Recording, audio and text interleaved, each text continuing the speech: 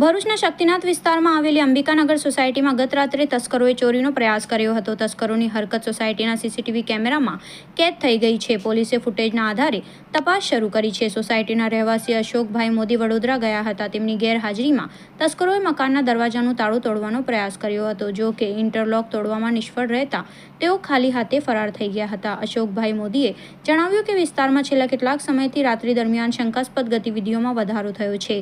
આ ઘટનાથી સોસાયટીના રહીશોમાં ભયનો માહોલ છે. રહીશોએ પોલીસ તંત્ર પાસે રાત્રિ પેટ્રોલિંગ વધારવાની માંગણી કરી છે.